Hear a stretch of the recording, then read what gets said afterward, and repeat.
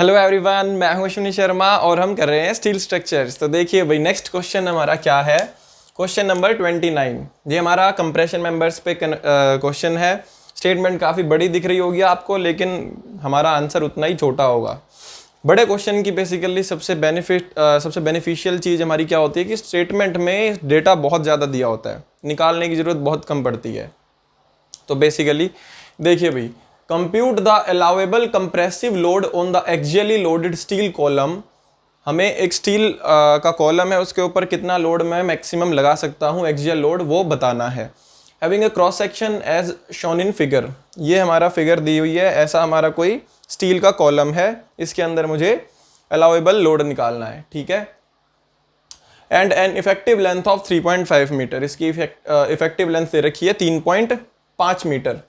For the purpose of computing the cross-sectional area, the moment of inertia and radius of gyration, the maximum width of the outstand should be taken out not more than 16 times the thickness of flange।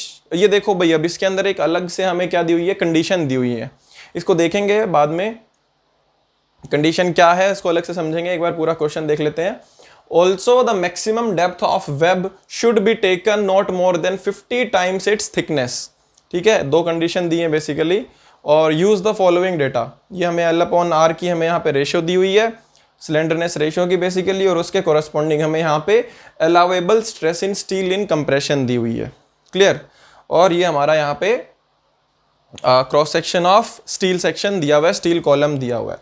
तो देखो भाई, अब compression member है यहाँ पे और हमें allowable stress या अलाउेबल लोड निकालना है। तो प्रोसेस हमें पहले पता होना चाहिए कि क्या प्रोसेस होता है। देखो यार, अगर मैं अलाउेबल लोड की बात करता हूँ कंप्रेशन मेंबर में, तो कैसे निकालते हैं हम, FAC into area, stress into area. Permissible axial compression में जितनी भी स्ट्रेस होगी कॉलम के लिए, वो इंटू में एरिया। ये हमारा क्या आ जाएगा, मैक्सिमम लोड जो इसके ऊपर अलाउ कर सकता हूँ। अब ये कैसे निकाल लूँगा कि इसके अंदर अलाउेबल कितनी है, ये हमें कहाँ से पता चलती है, टेबल से। ठीक है, अलग अलग सिलेंडरनेस रेशो के कॉरस्पॉन्डिंग हमें ये वैल्यू पता होगी, अदरवाइज हम कैलकुलेट भी कर सकते हैं। यहाँ की अगर मैं बात करूँ तो हमें ये चीज़ यहाँ पर मेंशन की गई है। ये क्या है, हमारी FAC ही दी गई है। FAC हमें कैसे पता चलेगी, L/R की रेशो निकालने के बाद, जो कि यहाँ पे हमें दी हुई है। हमें पहले L/R की रेशो निकालनी है, उसके कॉरस्पॉन्डिंग वैल्यू क्या है तब वो पता चलेगी हमें। क्लियर। तो अब L/R निकालना है हमें। L क्या है हमारी यहाँ पे, इफेक्टिव लेंथ। ये क्या है हमारी इफेक्टिव लेंथ। और R क्या है हमारा, radius of gyration, radius of gyration. ठीक है, ये हमारा रेडियस ऑफ गायरेशन हो गया। इफेक्टिव लेंथ तो हमें यहाँ पे दी हुई है 3.5 मीटर, उसकी तो हेडेक खत्म हो गई। बची किसकी, सिर्फ रेडियस ऑफ गायरेशन की। तो रेडियस ऑफ गायरेशन कैसे कैलकुलेट करते हैं हम, under root of I minimum upon area. ये फॉर्मूला होता है हमारा रेडियस ऑफ गायरेशन कैलकुलेट करने का। मिनिमम रेडियस ऑफ गायरेशन यहाँ पे कैलकुलेट किया जाता है बेसिकली, मतलब IXX और IYY में से जो मिनिमम होगा वही क्या कहलाएगा, हमारा I मिनिमम। और ये भी हम यहाँ पे minimum radius of gyration put करते हैं, इसीलिए यहाँ पे हम मिनिमम I यूज करते हैं। क्लियर। अब इसके लिए हमें I की जरूरत पड़ेगी। तो सबसे पहला स्टेप, सबसे बेसिक अगर मैं बात करूं, तो सबसे पहले मुझे IXX और IYY यहां से शुरुआत करनी पड़ेगी। यहां से मुझे रेडियस ऑफ गायरेशन मिलेगा, रेडियस ऑफ गायरेशन से मुझे हमें सिलेंडरनेस रेशो मिल जाएगी। L/R क्या होती है, सिलेंडरनेस रेशो ही होती है ना हमारी, लेमडा। जहां से मुझे फिर ये वैल्यू मिल जाएगी, और इस वैल्यू से मुझे एरिया मल्टीप्लाई अगर कर दूंगा तो मैं मुझे ये अलाउेबल जो लोड इसके ऊपर है वो कैलकुलेट कर सकता हूँ, मैं मुझे वो वैल्यू मिल जाएगी। क्लियर। तो रिवर्स अप्रोच आप कह सकते हो। रिवर्स हमने यहाँ पे अप्रोच ली है कि नीचे से हमने देखना शुरू किया कि किस चीज़ की एंड में मुझे सबसे ज़्यादा ज़रूरत है। तो वहाँ से अगर मैं निकालता हुआ चलता हूँ वैल्यूज़, तो मैं अपने फाइनल एंड रिजल्ट पे पहुँच जाऊँगा। क्लियर। ये चीज़ें समझ आ गई, प्रोसेस क्या है पूरा हमारा निकालने का वो हमें समझ आ गया। अब इसके अंदर एक्स्ट्रा जो ये कुछ स्टेटमेंट्स दी हुई हैं उनका क्या मतलब है वो देखते हैं। ठीक है, अभी इसको पूरा स्टेप बाय स्टेप हम करेंगे। ये जस्ट एक रफ अप्रोच समझाने के लिए मैंने यहाँ पे लिखा था। अब देखिए भाई, यहाँ पे लिखा हुआ है कि for the purpose of computing the cross sectional area, अगर मैं क्रॉस सेक्शनल एरिया निकालता हूं उसके लिए, या फिर मोमेंट ऑफ इनर्शिया निकालता हूं उसके लिए, या रेडियस ऑफ गायरेशन, इन्हीं चीजों की जरूरत थी इसके अंदर। तो इन सभी की अगर मैं कैलकुलेशन करता हूं तो उस कैलकुलेशन करते टाइम पर the maximum width of the outstand, outstand किसको बोलते हैं, जो यहां से ये जो बाहर वाला पोर्शन है, ठीक है, यहां से ये बाहर है, इससे बाहर फ्लेंज का ये पोर्शन जो कि वेब के बाहर हमारा आउटस्टैंडिंग लेग इसको बोलते हैं, बाहर निकली हुई जो लेग होगी। तो इसकी जो मैक्सिमम विड्थ है, ये मतलब ये जो विड्थ होगी, it should be taken out not more than 16 times the thickness of flange. जो थिकनेस ऑफ फ्लेंज है बेसिकली ये, इस फ्लेंज की थिकनेस के 16 गुना से ज़्यादा ये हम नहीं ले सकते कैलकुलेशन करने के टाइम पर। रियल में तो उससे ज़्यादा हो सकती है, ये रियल में तो ये सेक्शन दिया हुआ है, बट जब कैलकुलेशन करूंगा तो उसके लिए मेरे को एक अलग से ही दूसरा एक स्टील सेक्शन कह सकते हो आपकी, इसका मॉडिफाइड वर्जन मुझे मिल जाएगा, जो कि इन कंडीशंस के बाद में मिलेगा। दूसरी कंडीशन क्या दी हुई है भाई हमें, कि maximum depth of web, web की जो मैक्सिमम डेप्थ है, ये जो डेप्थ है basically, should be taken not more than 50 times its thickness. मतलब ये जो डेप्थ है बेसिकली इसके 50 टाइम्स, मतलब 50 गुना से ज़्यादा ये वैल्यू नहीं होनी चाहिए। तो ये दोनों के ऊपर कंडीशन बन गई, इससे हमारा श्रिंक हो जाएगा बेसिकली थोड़ा सा जो स्टील सेक्शन होगा। तो हमने क्या किया, थोड़ा कम मान के इसको डिज़ाइन कर रहे हैं। असलियत में तो ज़्यादा मटेरियल होगा तो स्ट्रेंथ थोड़ी ज़्यादा ही मिलेगी मुझे, बट यहाँ पर मैं क्या मानूंगा, इसको थोड़ा कम मान के इसकी स्ट्रेंथ कैलकुलेट करूँगा। तो इसने मेरे को अलग से कंडीशन दे दी कि आप कैलकुलेशन, मैंने तो ये बना दिया, बट कैलकुलेशन करते टाइम आप इसको एज इट इज़ नहीं लोगे, इसको थोड़ा सा कम मानोगे और उसके बाद आप इसकी कैलकुलेशन करोगे। तो कंडीशन क्या है पहले वो देख लेते हैं, ठीक है। सबसे पहले हमारी जो वैल्यूज दी हुई है पहले वो लिख लेते हैं, उसके बाद फिर हम कंडीशन पर भी आते हैं। तो इफेक्टिव लेंथ हमें दे रखी है 3.5 मीटर, इफेक्टिव लेंथ दी हुई है भाई। इसके अलावा हमें कंडीशंस दी है, और कंडीशंस के अलावा हमें ये सब चीज़ें दे रखी है यहाँ पे। तो ये सब चीज़ें भी चेंज हो जाएंगी कंडीशन के बाद में, तो उसके बाद वाली ही लिख लेंगे, वही का हमारे काम की है। तो इसके बाद जो कंडीशन दी हुई है हमें वो कितनी दी हुई है, आउटस्टैंड कितनी दे रखा है, आउटस्टैंड हमारा outstand should be less than equals to 16 times the thickness of flange. Thickness of flange हमें कितनी दे रखी है, 6 mm। ये हमारा फ्लेंज होता है, ये वेब होता है भाई, ठीक है। तो यहाँ पे कितना हो गया, ये outstand should be less then 16 × 6, तो ये कितना आ गया, 16 छिक कितने होते हैं भाई, टेबल याद करना, 16 छिक 96 होते हैं, 96 mm। तो ये हमारा आउटस्टैंड हो गया, मतलब एक साइड का 96 और इधर भी 96 और बीच में ये ऐड हो जाएगा। तो टोटल कितनी आएगी हमारी यहाँ पे थिकनेस, या थिकनेस कह रहा हूँ मैं, ये विड्थ ऑफ फ्लेंज, तो वो हम यहाँ पे कैलकुलेट करके लिखेंगे। अभी जस्ट कंडीशन मैंने लिखी है, तो यहाँ से चलो लिख देते हैं, साथ साथ ही लिख देते हैं, देयरफॉर विड्थ ऑफ वेब, या आप इसको क्या कह सकते हो, ये डेप्थ ऑफ वेब है ना, डेप्थ कह दो या थिकनेस कह दो, एक ही बात है यार। चलो इसको क्या लिखे हम, फ्लेंज, सॉरी फ्लेंज की हम यहाँ पे थिकनेस ऑफ फ्लेंज हमारी क्या हो जाएगी, इसने क्या बोला है, thickness of flange, thickness of flange को हम यहाँ पे डी से दिखा देते हैं, डेप्थ ऑफ फ्लेंज या थिकनेस ऑफ फ्लेंज एक ही बात है। तो यहाँ पे हमारा थिकनेस ऑफ फ्लेंज जो है कितना आ जाएगा, 96, यहाँ पे ये कितना हो जाएगा, चलो ये भी बाद में करेंगे यार, अदरवाइज अभी कंफ्यूज हो जाओगे, पूरा डायग्राम बना देंगे फिर उसके बाद कैलकुलेट करेंगे तो हमें आसानी से याद रहेगा। क्लियर, ये हमने डीएफ दिखा दिया यहाँ पे। अब हमें दूसरी कंडीशन क्या दे रखी है यहाँ पे, also the maximum depth of web, depth of web जो है हमारी, it should be less than equals to 50 times its thickness. मतलब thickness of web, thickness of web कितनी है, 6, it should be less than 50 × 6, तो ये आ गया हमारा 300 mm। तो ये तो आ गया डेप्थ ऑफ वेब, ये चीज़ क्लियर। तो अब हमारा अगर मैं ट्रांसफॉर्म्ड सेक्शन देखता हूँ, मतलब हमारा रियल में कैलकुलेशन करने के टाइम पर सेक्शन कैसा नज़र आएगा या उसकी डायमेंशंस क्या होंगी, तो वो क्या हो जाएंगी, शेप तो सेम रहेगी बट क्या हो जाएगा, डिफरेंस आ जाएगा हमारे डायमेंशंस में। ये डायमेंशन हमारी कितनी है 96, ये डायमेंशन कितनी है हमारी 96 और ये डायमेंशन कितनी है हमारी 6। तो टोटल कितनी हो जाएगी 96 प्लस 96 प्लस 6, कितना हो गया ये 90 और 90 180, 180 और 6 6 12 और 18, 180 और 18 कितने हो गए 198, 198 हमारी यहाँ पे mm में हमारी थिकनेस ऑफ फ्लेंज हो गई बेसिकली। ठीक है भाई,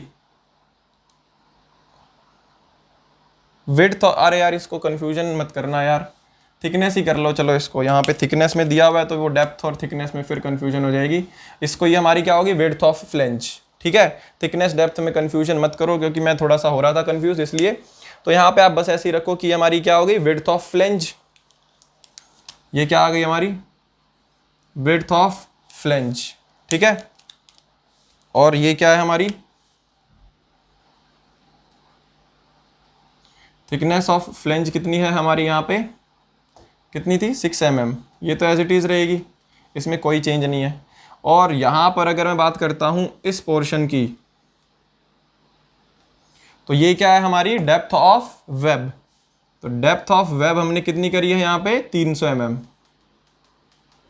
ये कितनी हो गई 300 mm। क्लियर, ये भी सारी mm में ही है, जगह नहीं थी इसलिए मैंने वहाँ पे नहीं लिखा। और वैसे कितनी थी ये 400, तो यहाँ पे कितनी होगी 300, ये कितना था 240, यहाँ पे 198 हो गया, नीचे भी सेम ही रहेगा, कितना होगा 198। ठीक है, और ये कितना है हमारा 6। तो ये बेसिकली हमारा क्या है ट्रांसफॉर्म्ड सेक्शन।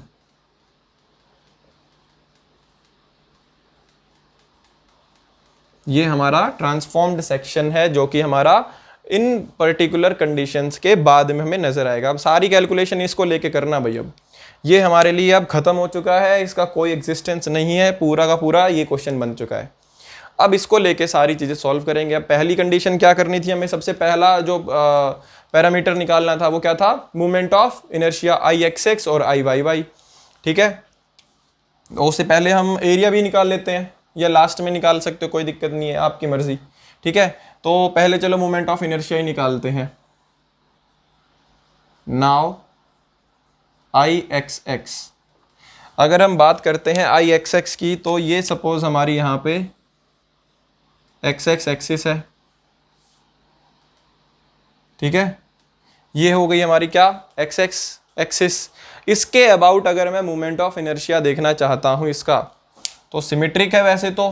ठीक है, तो या तो मैं क्या कर सकता हूँ इतने पोर्शन का प्लस इतने पोर्शन का, इस पोर्शन का अलग अलग निकाल के ऐड कर दूँ, या फिर क्या करूँ ये टोटल में से मतलब इन दोनों का कर देता और फिर डबल कर देता तो नीचे वाले का भी सेम आ जाता। ठीक है, या क्या कर सकता हूँ ये टोटल मैं एक रेक्टेंगल मान लूँ, उसमें से ये रेक्टेंगल्स का माइनस कर दूँ, वो ज़्यादा आसान रहेगा।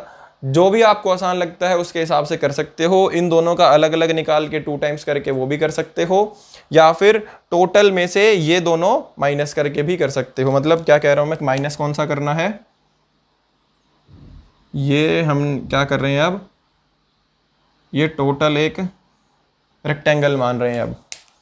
ठीक है, इनको नाम भी दे सकते हो आप, ABCD नाम दे देते हैं, चलो A B C और D, और यहाँ पे E F G और H। तो बेसिकली ये हमारे 2 रेक्टेंगल बनेंगे, मतलब अगर मैं बात करता हूँ 3 बनेंगे बेसिकली। एक तो बड़े वाला बन गया और 2 ये छोटे छोटे बन गए। बड़े वाले रेक्टेंगल का अगर मैं यहाँ पे मोमेंट ऑफ इनर्शिया निकालता हूँ, उसमें से इन 2 छोटे छोटे रेक्टेंगल्स का माइनस कर दूंगा तो रिजल्टेंट मेरी बॉडी का मोमेंट ऑफ इनर्शिया आ जाएगा। अब यहाँ पे क्या करूँगा मैं, आप दूसरे तरीके से भी कर सकते हो, आपको बस कैलकुलेट करना है जो भी आपको कन्वीनियंट लगे। Moment of inertia of A B C D minus moment of inertia of E F G H, ठीक है। ये 2 गुना, मतलब ये इसको आप दो बार मल्टीप्लाई कर दोगे क्योंकि दोनों का सेम ही आएगा, सिमेट्रिक बॉडी है आपकी, तो आपको रिजल्टेंट जो है वो मिल जाएगा। अब यहाँ पे आप कर दो बस, तो इसका पूरे का जो आएगा x के about B D cube by 12 होता है, बी डी क्यूब बाई 12, ठीक है। लिखते नहीं है, डायरेक्ट लिख देते हैं formula, B D cube by 12 होगा। अब क्यूब किसका होता है, मैंने बताया था जो डायमेंशन कटती है, तो कौन सी डायमेंशन कट रही है, ये वाली। तो ये टोटल कितना है हमारा 300 प्लस 6 312, और ये कितनी है 198, तो 198 इंटू 312 का cube B D cube by 12, इसमें से माइनस कर दो। अब आप 2 से मल्टीप्लाई कर देना, इसको कर देते हैं वरना भूल जाते हैं फिर तो दिक्कत हो जाएगी। अब ये जो रेक्टेंगल आएंगे हमारे, इन रेक्टेंगल्स की, या इसकी कर लो या इसकी कर लो, एक ही बात है, इनके अंदर भी हमारी डायमेंशन कौन सी कट रही है, ये वाली। तो ये डायमेंशन कितनी है 300, और दूसरी कितनी बची, ये कितनी है हमारी, आउटस्टैंड कितना था 96, तो 96 इंटू 300 का क्यूब डिवाइड बाय 12, ये माइनस कर देंगे हम बी डी क्यूब बाय 12। और किसी भी रेक्टेंगल का इसके अंदर हमें जो है मोमेंट ऑफ इनर्शिया शिफ्ट करने की ज़रूरत नहीं पड़ेगी, क्योंकि सिमेट्रिक बॉडी थी हमारी, सेंटर पे ही लाई करेगी, ये सेंटर न्यूट्रल एक्सिस जो आएगी पूरे की भी और इन रेक्टेंगल्स की। अगर यहाँ से करते हैं इनके थ्रू तो ये एक का ट्रांसफ़र करना पड़ता आपको, ठीक है, या दूसरे का भी ट्रांसफ़र करना पड़ता आपको, ठीक है, तो वो थोड़ा लंबा पड़ जाता। यहाँ से कर लो अब आप,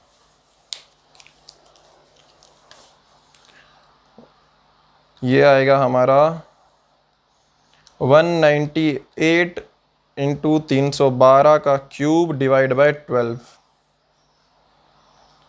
माइनस 2 टाइम्स ऑफ 96 इंटू 300 का क्यूब डिवाइड बाय 12, यह आ रहा है हमारा 6912।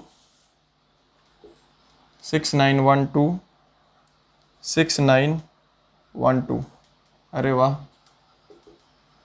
mm की पावर 4, यह आ गया हमारा IXX। अब निकालते हैं नाउ IYY, ठीक है। इसमें तो IYY कैसे निकालेंगे भाई, अब हम IYY कैसे निकालेंगे, ये हमारी YY एक्सिस है, ठीक है। YY एक्सिस के अबाउट अब हम क्या करेंगे, पहले की तरह नहीं करेंगे हम, यहाँ पे जैसे हमने ABCD में से EFGH वाला माइनस कर दिया था, इसमें क्या करेंगे, इतने पोर्शन का अलग निकाल लेंगे और इनका अलग अलग निकाल लेंगे। शिफ्ट तो इसकी भी करने की जरूरत नहीं है क्योंकि एक्सिस तो हमारी सेंटर से ही पास कर रही है, ठीक है। तो ये हमारा वेब का और फ्लेंज का अलग अलग निकाल लेंगे। तो अगर मैं सपोज निकालता हूँ, ये कैसे आएगा, यहाँ पे लिख देता हूँ IYY of web plus 2 times IYY of flange, ठीक है। मतलब इसका और इसका तो सेम ही आएगा, एक बार निकाल के डबल कर दूंगा तो सेम आ जाएगा। सिमेट्रिक होने का फ़ायदा है हमें यहाँ पे, इसीलिए बेनिफिट मिल जाता है हमें। वेब का निकालते हैं पहले, ये जो इतनी डायमेंशन हमारी यहाँ पे देखने को मिल रही है हमें, इसके अंदर अब ये देखो कि बी डी क्यूब में क्यूब किसका होगा, यहाँ पे ये डायमेंशन कट रही है हमारी, मतलब ये वाली डायमेंशन है, ये कट रही है, तो 6 का क्यूब हो जाएगा यहाँ पे। तो 6 क्यूब इंटू ये डायमेंशन कितनी थी 300 डिवाइड बाय 12 प्लस 2 इंटू, अब यहाँ पे क्यूब किसका होगा, इस डायमेंशन में ये वाली डायमेंशन जो है वो कट रही है, मतलब 198 का, इंटू दूसरी क्या है 6 अपॉन 12। तो ये देखो कितना आ रहा है, सॉल्व करके आप, ये आपका आ जाएगा 6 cube into 300 divide by 12 plus 2 into 198 का क्यूब इंटू 6 डिवाइड बाई 12, 7767 ये आ रहा है हमारा IYY आ जाएगा 7767 792 mm4। तो इन दोनों में से बड़ा कौन सा है भाई? 2 4 6 7, 2 4 6 7 8, 8 ये आपका बड़ा आ रहा है, ठीक है। वो 8 डिजिट्स की वैल्यू है, या आपकी 7 डिजिट्स की है। 2 4 6 7, 2 4 6 7 8, ठीक है। तो मिनिमम हमें देखना था, मिनिमम क्या है हमारा? IYY, therefore IXX is more than IYY। तो क्या यूज करेंगे हम यहाँ पे? IYY। तो therefore R minimum equals to I minimum upon area under root, ये होगा। अब हमें एरिया भी नहीं पता यहाँ पे, तो एरिया भी डायरेक्टली इसी के अंदर फॉर्मूले में ही लिख देंगे। यहाँ पे हम लिखेंगे जब, तो IYY कितना था हमारा? ये कितना I मिनिमम हमारा? IYY, ठीक है। मतलब या फिर आप इसको, चलो वहाँ पे हमने मिनिमम लिख दिया है, बट ऐसे दूसरे से शो कर देते हैं। I मिनिमम हमारा क्या है? IYY।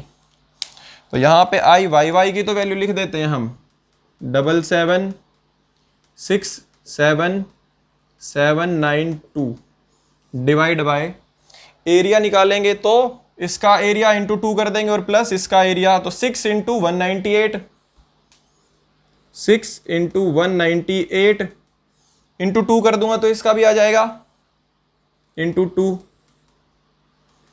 प्लस ये कितना है? 6 into 300, 6 into 300।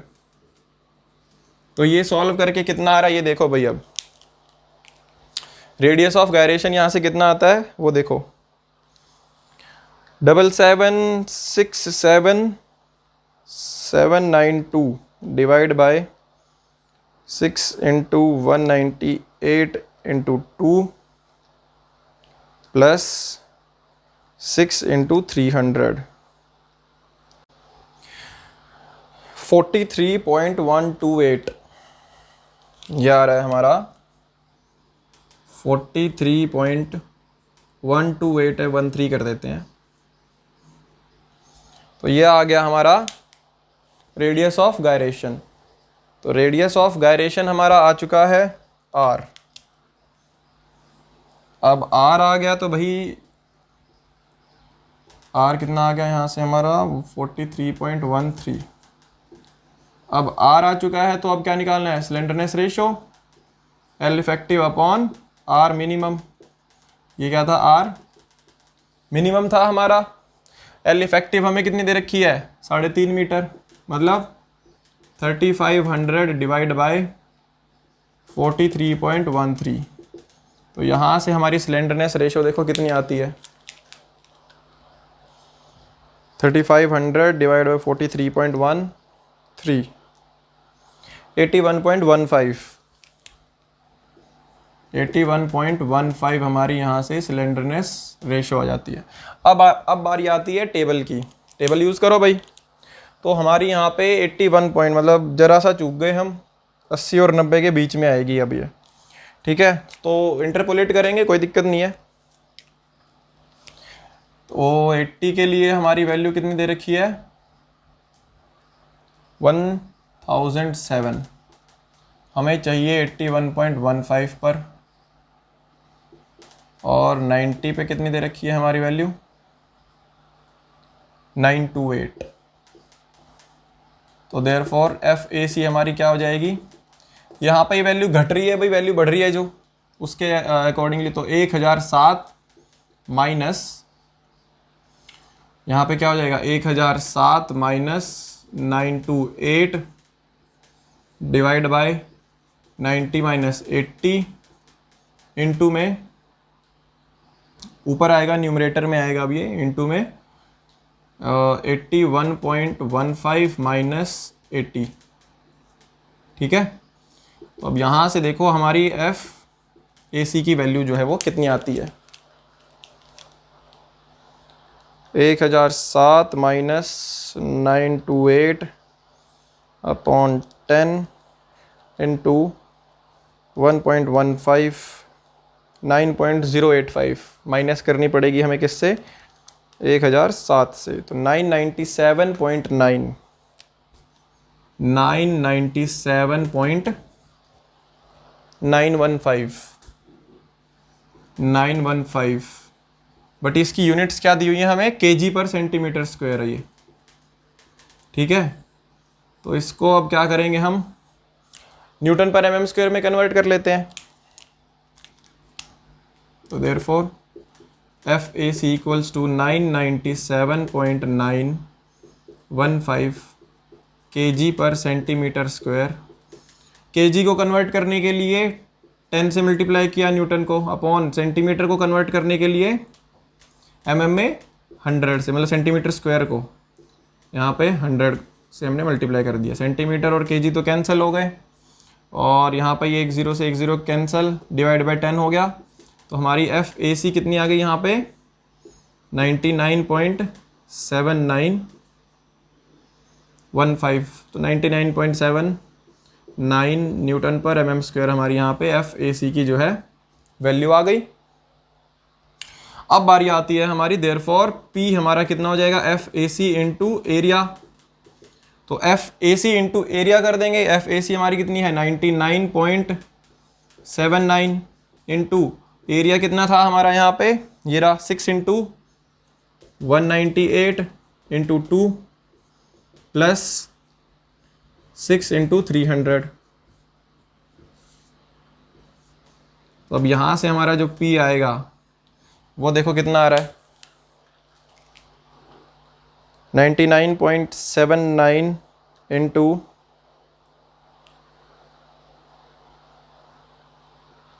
6 into 198 into 2 plus 6 into 300। 416723 divide by इसको 1000 कर देते हैं, किलो न्यूटन में आ जाएगा। तो 416.7 किलो न्यूटन भाई, ये हमारा यहाँ पे आंसर आ गया फाइनल। तो मैक्सिमम जो हमारा लोड यहाँ पे रेजिस्ट करवा सकता है ये कॉलम, तो वो हमारा आ गया अलाउेबल, जो मैं इसके ऊपर अलाउ कर सकता हूँ। क्लियर। तो पूरा क्वेश्चन जो है हमने यहाँ पे एक बार एकदम स्टेप बाय स्टेप यहाँ पे चेक कर लिया। पूरे की हमने पहले समरी तो एक बार शुरुआत में देख ही ली थी कि किस तरह से हमें स्टेप बाय स्टेप इसको सॉल्व करना है। फिर हमने बैकवर्ड अप्रोच लगा के यहाँ पे इस पूरे क्वेश्चन को सिंप्लीफाई किया और एक एक स्टेप को हमने यहाँ पे ईजिली यहाँ पे सॉल्व किया है। तो आई होप इससे पूरा कॉन्सेप्ट जो है वो हमारा कंप्रेशन मेंबर्स का भी क्लियर हो गया होगा। और जहाँ तक टेंशन कंप्रेशन मेंबर्स की बात है वो हमारे काफ़ी क्लियर हो गए होंगे। इसके बाद बहुत इंपॉर्टेंट टॉपिक जो है हमारा इनसे थोड़ा ज़्यादा पूछा जाता है वो है हमारा प्लास्टिक एनालिसिस, वो देखते हैं। स्ट्रक्चर्स, तो देखिए भाई नेक्स्ट क्वेश्चन हमारा, अब देखिए प्लास्टिक मोमेंट एनालिसिस, हमारी जो प्लास्टिक एनालिसिस है, प्लास्टिक एनालिसिस के अंदर से आपके क्वेश्चन किस तरह के बनते हैं। तो ये आपका एक सैंपल क्वेश्चन है, ठीक है। क्वेश्चन शुरू करने से पहले थोड़ा सा मैं बेसिक चीजें बता देता हूँ प्लास्टिक एनालिसिस की, जो हमारी यूज होती हैं जनरली, जिनसे क्वेश्चन बनते हैं। तो वो देख लेते हैं थोड़ी सी, बस फॉर्मूले देखेंगे, ज्यादा कुछ डिटेल में नहीं, उसके बाद फिर हम अपने क्वेश्चंस पर आ जाएंगे। तो प्लास्टिक मोमेंट एनालिसिस जो होती है हमारी, प्लास्टिक एनालिसिस है, उसके अंदर हमारे पास एक तो होता है, मतलब जो चीजें हमसे पूछी जाती हैं, एक होगा हमारा सेफ मूवमेंट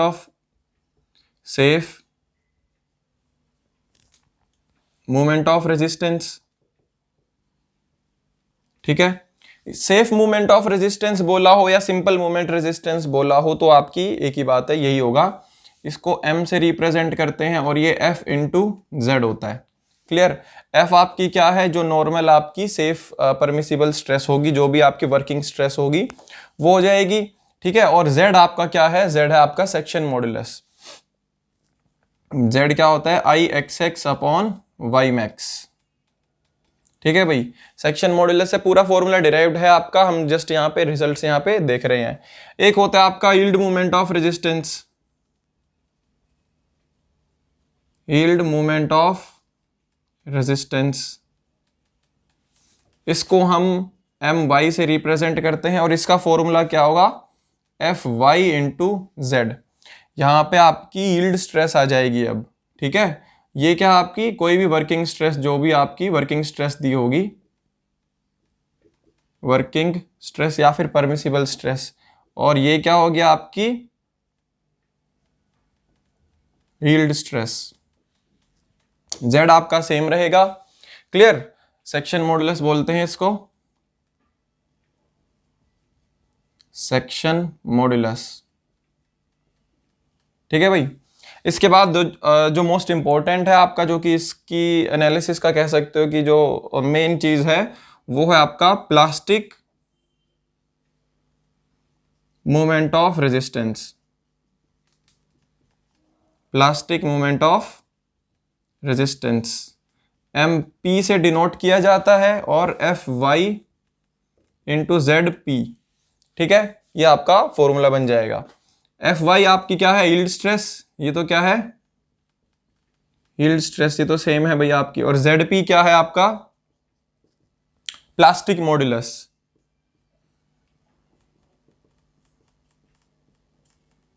प्लास्टिक मॉडुलस होता है आपका। और इसको कैलकुलेट कैसे करते हैं, a by 2 into y1 bar plus y2 bar, ठीक है। a आपका टोटल एरिया है, total area divide by 2, y1 और y1 बार और y2 बार आपकी क्या है, डिस्टेंस है न्यूट्रल एक्सिस से आपके CG तक के उस पर्टिकुलर कंपोनेंट के, क्लियर। सपोज अगर मैं बात करता हूं, ये इस तरह का कंपोनेंट है, रेक्टेंगुलर हमारा कोई भी बीम था, तो यहां से लेके यहां तक का जो डिस्टेंस होगा ये y1 बार होगा, ठीक है। यहाँ पे इसका CG, ये क्या है, CG है इतने एलिमेंट का, और यहाँ पे ये जो CG आएगा ये आपका हो जाएगा y2 बार, क्लियर। बेसिकली लीवर आर्म होता है ये, लीवर आर्म हमारा क्या होगा, यहां से लेके यहां तक, मतलब हमारे कंप्रेसिव फोर्स और टेंसाइल फोर्स के बीच का डिस्टेंस जो होता है उसको लीवर आर्म बोलते हैं। तो वो लीवर आर्म कैलकुलेट करने के लिए ही हमने y1 बार प्लस y2 बार किया था। डिस्टेंस क्या होता है यहाँ पे समझ लिया हमने, कैलकुलेशन हमारी डेरिवेशन पार्ट दूसरा हो गया, वो हम यहाँ पे नहीं करेंगे। हमें जो जो चीजें यूज हो रही है बस वो देखनी है। तो ये हमारा ZP आ गया। इसके अलावा भी एक दो चीजें और पूछ ली जाती हैं, जैसे आपका शेप फैक्टर, शेप फैक्टर पूछ लिया जाता है। तो शेप फैक्टर क्या होता है, रेशो होती है बेसिकली आपकी प्लास्टिक मूवमेंट ऑफ रेजिस्टेंस और आपका सेफ मूवमेंट ऑफ रेजिस्टेंस, ठीक है, sorry yield movement of resistance, ठीक है। तो प्लास्टिक मूवमेंट ऑफ रेजिस्टेंस मतलब इसकी और यील्ड मूवमेंट ऑफ रेजिस्टेंस, इन दोनों की रेशो को हम क्या बोलेंगे, शेप फैक्टर। तो इसको सॉल्व करते हैं तो एमपी क्या होता है हमारा, F Y into Z P upon, और एम वाई क्या होता है, एफ वाई इंटू जेड, यही होता है। तो यील्ड स्ट्रेस तो कैंसिल होगी, बचा क्या हमारा यहाँ पे, जेड पी अपॉन जेड, ये हमारा शेप फैक्टर होता है, ठीक है भाई। Plastic modulus upon section modulus हमारा, इसकी रेशो हम शेप फैक्टर के नाम से बताते हैं। इसके अलावा एक और फैक्टर होता है हमारा लोड फैक्टर, लोड फैक्टर होता है हमारा, ये भी रेशो होती है हमारी एमपी और सेफ मूवमेंट की, ठीक है। ये किसकी थी, प्लास्टिक मूवमेंट ऑफ रेजिस्टेंस और यील्ड मूवमेंट ऑफ रेजिस्टेंस की, और ये किसकी है, प्लास्टिक मूवमेंट ऑफ रेजिस्टेंस और सेफ मूवमेंट ऑफ रेजिस्टेंस। तो ये क्या होता है हमारा F Y into Z P upon, ये क्या होता है, एफ इंटू जेड, यही होता है। तो जेड पी अपॉन जेड, ये तो हमने यहां से देखा था, ये क्या है भाई, शेप फैक्टर। और yield stress upon working stress क्या होती है हमारी, yield stress upon working stress, factor of safety, ठीक है। तो ये क्या हो गया हमारा फैक्टर ऑफ सेफ्टी, और ये क्या है हमारा शेप फैक्टर।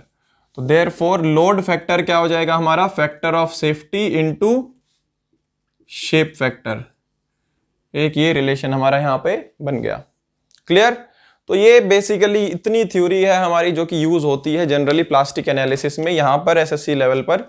तो इन क्वेश्चंस को अगर आपको इतनी थ्योरी पता है तो आप बहुत इजीली इसको सॉल्व कर लोगे, कुछ भी बाहर से और चीज की जरूरत नहीं पड़ेगी, ठीक है, तो स्क्रीनशॉट लेना है तो एक बार ले लो, फिर मैं रब करके फिर क्वेश्चन पे आता हूं भाई। तो देखिए अब बात करते हैं क्वेश्चन की। तो क्वेश्चन में हमें क्या दिया हुआ है वो पढ़ते हैं।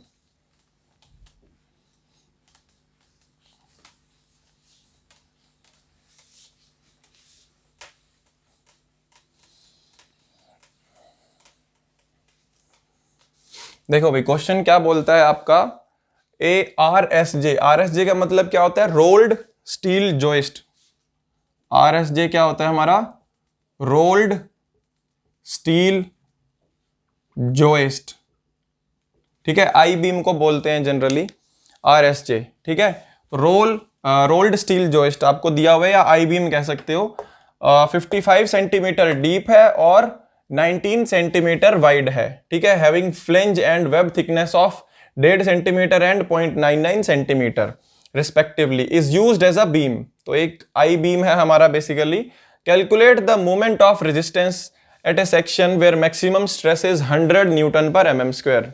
तो बेसिकली हमें क्या बोला है, मूवमेंट ऑफ रेजिस्टेंस निकालना है। मैंने क्या बताया था, मूवमेंट ऑफ रेजिस्टेंस सिंपल कह दे या फिर सेफ मूवमेंट ऑफ रेजिस्टेंस कह दे, एक ही बात है। तो क्या कैलकुलेट क्या करना है हमें, सेफ मूवमेंट ऑफ रेजिस्टेंस या मूवमेंट ऑफ रेजिस्टेंस। तो फॉर्मूला क्या होता है, Fy into Z, F into Z. F की वैल्यू हमें यहाँ पे दे रखी है, जो परमिसिबल या वर्किंग स्ट्रेस है हमारी यहाँ पे, मैक्सिमम स्ट्रेस जो यहाँ पे यूज की जा रही है कितनी है हमारी, 100 न्यूटन पर mm स्क्वायर। ये हमारे यहाँ पे F की वैल्यू हो गई। Z क्या होगा हमारा, section modulus I upon Y। तो I हमारा मोमेंट ऑफ इनर्शिया और Y हमारा जो मैक्सिमम डिस्टेंस होगा न्यूट्रल एक्सिस से, वो हम यहाँ पे इसके ज्योमेट्री के हिसाब से कैलकुलेट करेंगे। तो बस इतना सा फॉर्मूला, इतना सा क्वेश्चन है और सारा का सारा यहाँ पे इजीली हो जाएगा। तो अब यहाँ पे पहले तो जो वैल्यूज गिवन है हमें वो देख लेते हैं।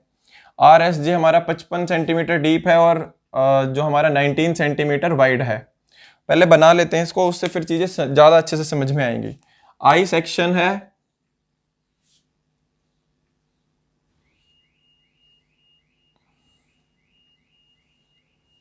इस तरह का कुछ आई सेक्शन होगा, ठीक है। तो इसमें क्या बोला हुआ है इसने कि ये 55 सेंटीमीटर डीप है, मतलब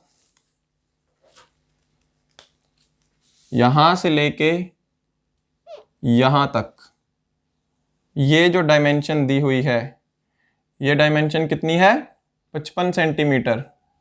अगर मिलीमीटर में लिख देता हूं तो कितना हो जाएगा, 550 मिलीमीटर। क्लियर। तो ये तो हो गया इसकी डेप्थ के बारे में, इतना तो डीप है ये। और 19 सेंटीमीटर वाइड, मतलब चौड़ाई कितनी दे रखी है, 19 सेंटीमीटर की, मतलब 190 mm अगर मैं बात करूं, यहां से लेके ये यहां तक की जो विड्थ है बेसिकली, चौड़ाई दे रखी है, वो 190 सेंटीमीटर हमें दी हुई है। तो आई होप ये क्लियर हो गया होगा अभी तक। और having flange and web thickness of 1.5 and 0.99 centimetre respectively. तो ये हमारा फ्लेंज है, ये अब हमारा वेब है। तो फ्लेंज की थिकनेस कितनी है, 1.5 सेंटीमीटर। मतलब ये जो थिकनेस दी हुई है हमें यहां से लेके यहां तक की, मतलब 15 mm। मैंने सारी डायमेंशंस यहाँ पे mm में लिखी हैं भाई, वहां पे सेंटीमीटर में दी हुई है, क्योंकि आसान रहेगा हमारे लिए आगे सॉल्व करना। और बात करते हैं अगर हम वेब की थिकनेस की, तो 90.99 सेंटीमीटर, मतलब 9.9 मिलीमीटर। मतलब हमें ये जो डायमेंशन यहाँ पे दे रखी है थिकनेस, बेसिकली ये कितनी है हमारी, 9.9 mm। क्लियर। तो ये हमें यहाँ पे डायमेंशंस दे रखी हैं, सेम इधर वाली की भी सेम हो जाएंगी। ये भी कितनी है हमारी, ये भी हमारी 15 mm हो जाएगी। क्लियर। तो ये चीज क्लियर होनी चाहिए भाई, डायमेंशन आपको जो दी है वो कैसे कैसे यहाँ पे होंगी। तो यहाँ पे ये जो डायमेंशन बचेंगी, ये कितनी बच जाएगी, यहाँ तक की जो आपकी वेब की जो आपकी बेसिकली डेप्थ होगी 15 15 30, टोटल कितनी है 550। 550 में से 30 घटाओगे तो 520, 520 mm। तो ये आपकी वेब की आ गई। सारी डायमेंशंस हमें यहाँ पे गिवन है, सारी हमने यहाँ पे नोट डाउन कर ली। क्लियर। तो लिख भी लेते हैं वैसे यहाँ पे, तो अब यहाँ पे अगर मैं बात करूँ, विड्थ ऑफ फ्लेंज हमें कितनी दे रखी है, 190 mm। देखो अब यहाँ से देख के बहुत इजीली लिख लोगे आप क्या क्या चीज़ें दी हैं हमें। और डेप्थ ऑफ फ्लेंज कितनी है, 15। और डेप्थ ऑफ वेब हमें कितनी दे रखी है, 520 mm। और विड्थ या फिर आप कह सकते हो thickness of web 9.9 mm। Clear, ये सारी चीजें हमें यहाँ पे दी हुई हैं भाई। अब बात करते हैं मोमेंट ऑफ रेजिस्टेंस कैलकुलेट करने की। तो ये चीजें तो गिवन थी हमें, और टू कैलकुलेट, टू फाइंड क्या करना है हमें, मोमेंट ऑफ रेजिस्टेंस। ठीक है, तो मोमेंट ऑफ रेजिस्टेंस जब हम निकालते हैं m की वैल्यू, तो कैसे निकालते हैं, F इंटू जेड। F हमें गिवन है, हाँ F4 लिख लेते हैं भाई। F कितनी दे रखी है हमें, 100 न्यूटन पर mm²। ये वैल्यूज हमें यहाँ पे दी हुई हैं। तो अब बचा सिर्फ Z। तो Z हमारा कैसे निकालते हैं, IXX अपॉन Y मैक्सिमम, यही होता है। तो अब यहाँ पे पहले क्या करना है, मुझे IXX निकालना है, मतलब मोमेंट ऑफ इनर्शिया निकालना है इस पर्टिकुलर एलिमेंट का। ठीक है, इसकी सपोज यहाँ कहीं पे हमें न्यूट्रल एक्सिस दिखाई दे रही होगी,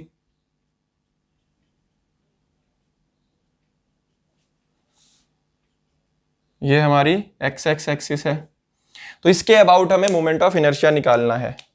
तो IXX जब मैं निकालूंगा तो कैसे निकाल सकता हूं, बहुत इजी है यार। या तो आप क्या करो, इस पूरे के पूरे रेक्टेंगल का आप इन मोमेंट ऑफ इनर्शिया निकाल दो, और उसमें से इन दोनों एम्प्टी बॉक्सेस का माइनस कर दो, इजीली निकल जाएगा। अदरवाइज क्या कर सकते हो, इसका प्लस इसका प्लस इसका, इनका अलग से भी आप निकाल सकते हो, जो भी आपको इजी लगे वो आप कर सकते हो यहाँ पे। ठीक है, तो ये ज़्यादा इजी रहेगा कि हम पूरे में से इनका माइनस कर दें, थोड़ा छोटा पड़ेगा। तो IXX नाम दे देते हैं इनको, चलो A B C D E F G H। तो IXX of A B C D minus 2 times IXX of E F G H। तो इससे हमें IXX मिल जाएगा हमारे रिजल्टेंट एलिमेंट का। टोटल का जब निकालेंगे तो क्या होगा, BD क्यूब है 12। क्यूब किसका होगा, जो डायमेंशन कट हो रही है, ये डायमेंशन कट हो रही है, मतलब ये लेंथ कट हो रही है, मतलब 550। 550 का क्यूब इंटू डायमेंशन की सॉरी इसकी विड्थ कितनी है, 190 अपॉन 12 माइनस 2 टाइम्स। अब जब हम इसकी बात करते हैं EFGH की, तो यहाँ पे कौन सी डायमेंशन कट हो रही है, ये वाली, और ये कितनी डायमेंशन है, 520। तो क्यूब किसका होगा, इसका ही होगा, 520 का क्यूब इंटू ये थिकनेस। अब ये कितनी है, ये निकाली नहीं हमने। ठीक है, ये कितनी थी, 9.9। तो ये कितनी बचेगी, 190 माइनस 9.9 डिवाइड बाय 2। तो यहाँ पे आप इसको क्या नाम दोगे, सपोज T1 नाम दे दिया हमने इसको। ठीक है, T1 नाम दे दिया। अभी यहाँ पे क्या लिख देते हैं हम, एज इट इज T1 लिख देते हैं डिवाइड बाय 12। तो यहाँ पे हम T1 निकाल के दिखा देते हैं एक बार। सपोज ये हमारी इक्वेशन नंबर 1 है। T1 कैसे निकलेगी हमारी भाई, यहाँ पे 190 में से माइनस करेंगे हम कितना, 9.9। ठीक है, उसको हम क्या करेंगे, इसमें से टोटल में से ये माइनस हो गया, और ये कितना बचेगा, उसका हाफ डिवाइड बाय 2। ये हमारा T1 आ जाएगा। तो देखो कितना आता है, 190 माइनस 9.9 डिवाइड बाय 2, यह आ गया हमारा 90.05। हाँ 90.05।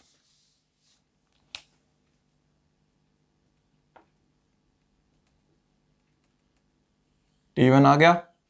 अब इसको वहां पे पुट कर देते हैं, therefore इक्वेशन 1 बिकम्स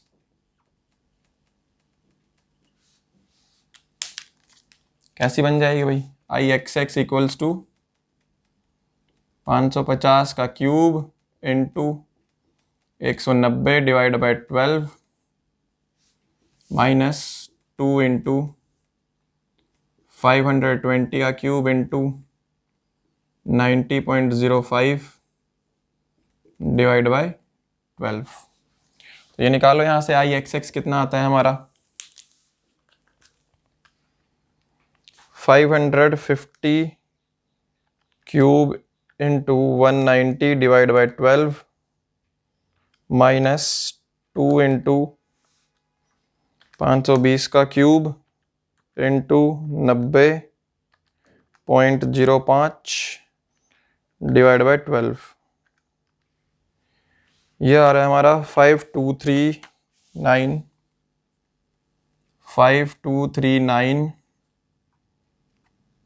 79,100 mm की पावर 4। आई एक्स एक्स आ गया।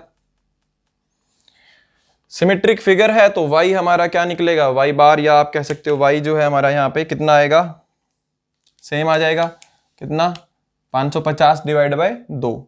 मतलब यहाँ से अगर मैं बात करूँ, ये क्या है हमारा y मैक्सिमम कितना आ जाएगा, 550 डिवाइड बाय 2। ये कितना आ जाएगा, 500 होता है 250 और 275, ठीक है। ये कितना आ जाएगा हमारा 275 mm। तो वो हम यहाँ पे लिख देते हैं, and y max equals to 550 divide by 2, 275 mm। तो therefore z equals to I X X upon Y max. तो ये कितना आ जाएगा हमारा, या डायरेक्टली पुट कर दें, फॉर्मूले में ही पुट कर देते हैं ना डायरेक्टली, ठीक है। तो यहाँ पे कर देते हैं therefore m equals to f into Z equals to f कितना दिया हुआ है हमें 100 newton per mm square into z कितना है हमारा i अपॉन y। i कितना आ रहा था ये 523979,100 डिवाइड बाय mm 4 था, डिवाइड बाय y कितना है हमारा 275 mm, ठीक है। तो ये 1 mm बचेगा, न्यूटन mm में आंसर आएगा हमारा 5239,79,100 इंटू 100 डिवाइड बाई 275। ये आ रहा है 1905378। इसको हम डिवाइड बाई 10⁻6 कर देते हैं, किलो न्यूटन मीटर में आ जाएगा 190.53 किलो न्यूटन मीटर। ये आ रहा है हमारा मोमेंट ऑफ रेजिस्टेंस। आंसर आ गया भाई हमारा, ठीक है। यहाँ पे आप कर देना बेशक, ये नीचे ही कर देना यहाँ पे इंटू 10⁻6, ठीक है। ये किसके लिए किया हमने, किलो न्यूटन मीटर में कन्वर्ट करने के लिए, किलो न्यूटन मीटर में कन्वर्ट करने के लिए। तो ये हमारा आंसर आ रहा है फाइनली 190.53 का किलो न्यूटन मीटर, इतना हमारा मोमेंट ऑफ रेजिस्टेंस यहाँ पे मिल रहा है। तो मतलब ये जो बेसिकली हमारा बीम था, ठीक है, या हमारा RSJ था, ये इतना मोमेंट जो है रेजिस्ट कर सकता है सेफली। मोमेंट ऑफ रेजिस्टेंस का मतलब क्या होता है, यही होता है ना कि कितना मोमेंट ये रेजिस्ट कर सकता है सेफली। तो ये मोमेंट की वैल्यू ये रेजिस्ट कर सकता है सेफली। तो ये आपका क्वेश्चन था, बिल्कुल इजी क्वेश्चंस होते हैं यार, इसके बिल्कुल भी मुश्किल नहीं होते। मैक्सिमम कैलकुलेशन सिर्फ हमारी मोमेंट ऑफ इनर्शिया कैलकुलेट करने में लगती है, बाकी सारा का सारा बहुत ईजी प्रोसेस होता है, ठीक है। तो इसके बाद देखते हैं नेक्स्ट वीडियो में, तब तक के लिए पढ़ते रहिए और बढ़ते रहिए। Thank you.